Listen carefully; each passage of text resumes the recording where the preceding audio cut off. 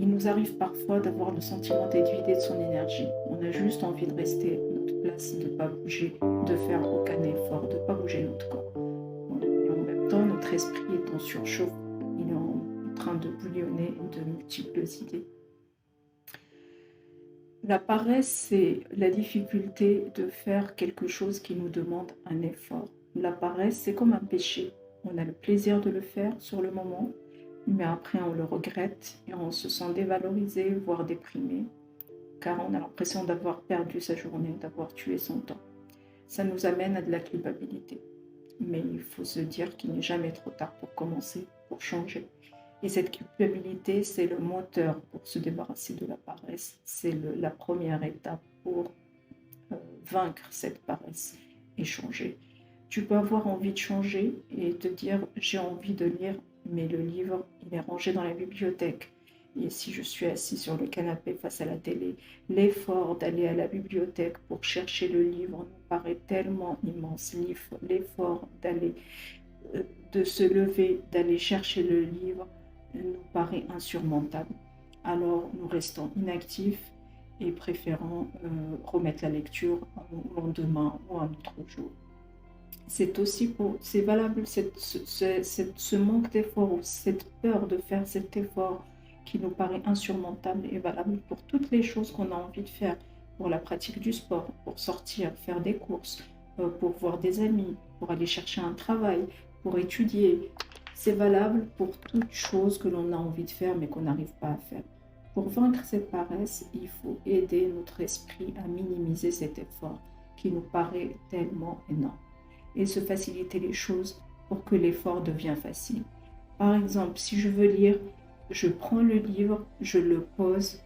Donc à un moment où je suis pas assis sur le canapé, mais je suis près de la bibliothèque où est rangé le livre, je prends le livre, je le pose sur la petite table à côté du fauteuil sur lequel j'ai l'habitude de m'asseoir, sur le canapé où j'ai l'habitude de m'asseoir.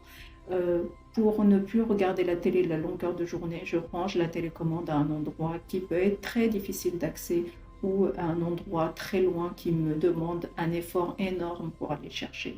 Si je veux faire du sport, je prépare ma tenue la veille et je la mets en évidence pour la voir le jour où je me lève pour aller à la salle de sport. Alors, pour aller à la salle de sport, il faut peut-être se faciliter les choses en s'inscrivant dans une salle de sport à proximité de chez nous ou à proximité du travail. Il peut y avoir même des salles de sport dans notre entreprise ou dans l'immeuble de notre entreprise.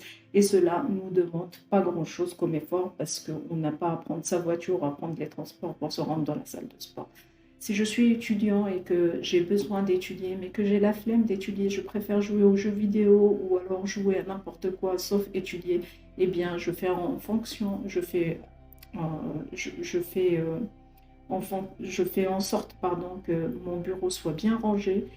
Je pose le livre et le cahier qui concerne la leçon que je dois travailler et je les pose ouverts sur la leçon que je dois étudier.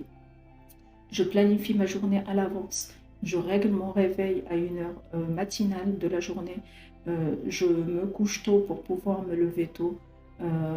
Et je me prépare chaque matin en me levant comme si je vais sortir. Comme ça, je suis prête à sortir si besoin.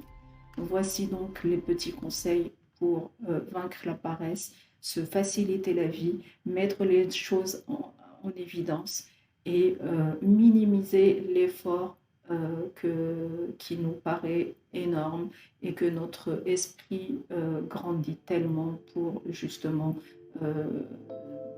choisir la facilité et rester dans la paresse. Donc, commencez maintenant, organisez votre vie, organisez-vous, facilitez-vous toutes les petites choses et supprimez, rendez difficiles toutes les choses mauvaises que vous avez envie d'arrêter de faire. Merci.